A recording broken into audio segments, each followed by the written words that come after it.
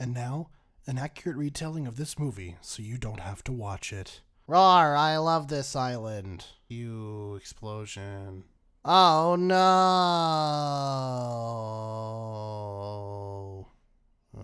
It's okay. I, Chris Pratt's character, am here to save you. I just hope this evil-looking guy doesn't turn out to be, in fact, evil. I'm evil, fuck you. Oh no, I'm trapped in a basement. Oh wow, I easily escaped due to the plot. Now I release these dinosaurs to win. Curses, now am dead. You win. Yay! Jurassic Kingdom is a formula. It's a formula I'm starting to really fucking hate. Jurassic World was basically Jurassic Park. It was a decent follow-up and introduction to this new, possibly trilogy. I don't really know. It will never be as good as Jurassic Park, but it shadows it quite well. Jurassic Kingdom, however, is literally Jurassic Park 2. Some dickheads go to the island trying to take dinosaurs off the island for who cares what fucking reason, and take them to the mainland to make money off of them somehow, whether it's put them in a zoo or, sell them or, put them in a petting zoo or something. You pet the T-Rex, kid. You won't regret that one. And Jurassic Park 2 was mediocre. It was not a really good film. However, it was more exciting and more happened than in Jurassic Kingdom. So I find it's a better sequel than this one is, which is kind of sad, all things considered. The film's plot revolves around the fact that the island that the dinosaurs are living on is about to be destroyed by some sort of super volcanic eruption. And I swear to God that this mountain, like this volcano, should be named Mount Convenience. A group of people want to rescue the dinos. A group of people are hired to help them rescue the dinos. That group of people is evil. Surprise, surprise. And wants to capture the dinos and sell them for stupid amounts of money. Of course, the good guys manage to eventually stop them and everybody's happy in the world. Yay, sunshine and rainbows and whatnot. So it's predictable. The premise itself is fine. It's just executed so poorly.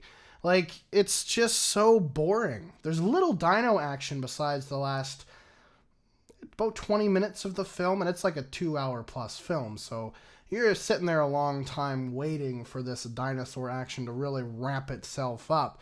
It's just so boring, and it just drags on and on and on with pointless dialogue scenes. The fact of, Chris Pratt's character and the chick from the last movie didn't quite get together, I guess, or they broke up or something. So we got to go through that romance again. It's just so contrived and just so goddamn boring. I'm not even really going to bother to spoil anything, because what you think is going to happen is exactly what happens. Oh, that guy there, he looks like he could die. Surprise, he gets killed. Oh my goodness. Oh wow, looks like those two are copping a feel. They've got some connection going on. I wonder if they'll get together. Surprise, they got together. Oh, hey, look, there, that dinosaur there. They're focusing a little bit on him. I wonder if he's important later to the plot. Foreshadowing, guys. Aren't we amazing at it? The only thing, and it was still kind of semi-predictable if you kind of looked and read between the lines a little bit. But the only thing that kind of was like, okay, yeah, I could see how some people would have definitely missed this if they weren't fully paying attention, which honestly, I can't blame them, either because they're falling asleep because it's boring, or they're just looking for dino action and don't care about anything else, was Lockwood's granddaughter. So I guess spoilers here if you haven't watched the movie, stop watching, I guess.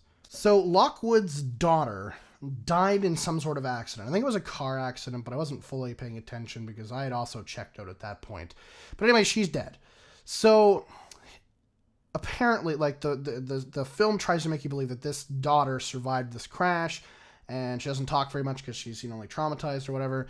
When in reality, this granddaughter is actually a clone of Lockwood's daughter. So Lockwood, taking the same tech he uses to clone the dinosaurs and, make the hybrid shit, cloned his daughter's DNA into this little girl. So technically it's his granddaughter, but it's also technically his daughter too.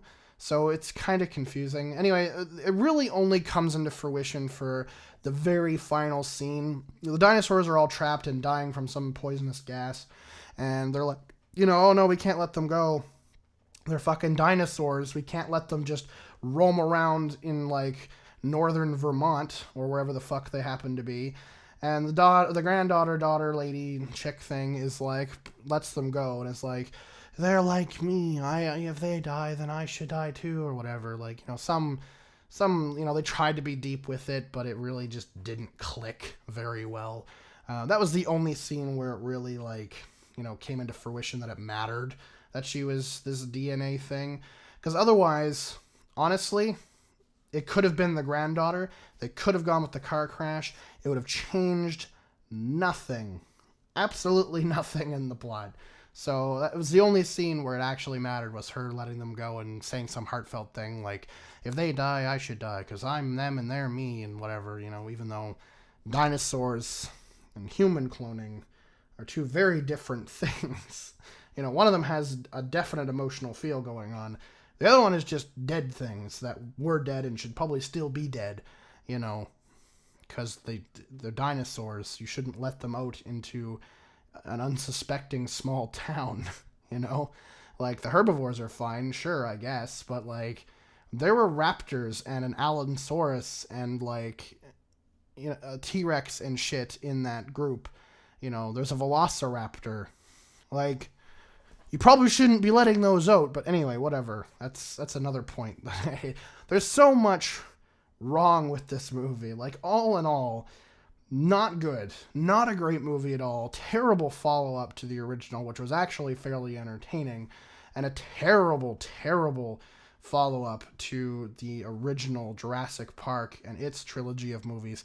Even though Jurassic Park 2 and 3 are pretty bad films, I still think they're better than this one. This one is more insulting because they had the base, they have all the technology and everything now, they have all of the people they really need to be around this film, and they still fucked it up. Jurassic Park was a total, like, experiment at the time. They didn't expect it to be as good as it was, and it was amazing. The original Jurassic Park was phenomenal, and they ran with it. This time around, they have the idea, they know where they fucked up, and they still fucked it up. So, no, don't go watch this movie. If you're going to watch this movie, borrow it from a friend who was dumb enough to buy the DVD, or rent it for like $2.99 off of your on-demand. That's the only time I would expect you to ever want to watch it, because $2.99 is worth the last 20 minutes of all the rich people getting beaten up and eaten alive. That's it. That's the only redeemable part of this movie. And it has nothing to do with the film itself. It's just fun to watch dinosaurs beat the crap out of people, okay? That's literally it. Don't go see this film. Absolutely horrible. God damn it. Don't go see it. It's stupid. But anyway, thank you so much for watching. I really appreciate it. More videos coming out very soon, I do promise. We've had some, we've had some unfortunate delays. My fiance was in the hospital. And then I got sick as well, and then I got called in for like 7 days straight of work, so it's been kind of like 3 or 4 weeks of hell. But we're starting to get back onto the excuse me, the regular track is left over of my cold. The regular track again. So the movie Holmes and Watson, which was just announced, well, not just announced, but people are starting to talk about it a little bit, starring Will Ferrell and John C. Reilly. I plan on talking about that here very shortly because I think it's awful, and I'm going to tell you why I think it's awful before the film comes out. And then I will watch the film, and I will do a video on that film too when it does come out. I just hope I'm wrong, but I don't think I will be. Also, Marwen Call, which is the documentary for the movie that's coming out with Steve Carell, Welcome to Marwen. I'm going to watch that and then talk about that a little bit before Welcome to Marwen comes out. I'm really excited for Welcome to Marwen. It's a new, fresh idea following this guy and his life, and it just looks supremely entertaining. And I can't wait to see Steve Carell in something that isn't The Office. So, yeah, can't wait for that. Might also watch The Quiet Place just because, again, The Office, I like them. Maybe I'll do a video on that, but I don't really know yet for sure. and possibly Kong Skull Island. I watched that recently, and I have some interesting things to say about it, especially considering I'm going to be hating on Mr. John C. Reilly, and I actually want to give him a bit of love for Kong Skull Island. So that's all I'm saying about that. I will explain that more later on, but that movie wasn't all that great either. I haven't watched very many good movies lately. If you want to recommend a good movie, please leave a comment down below and help my poor brain watch something good. Yeah. Thanks so much for watching, and I'll see you all next time. Peace.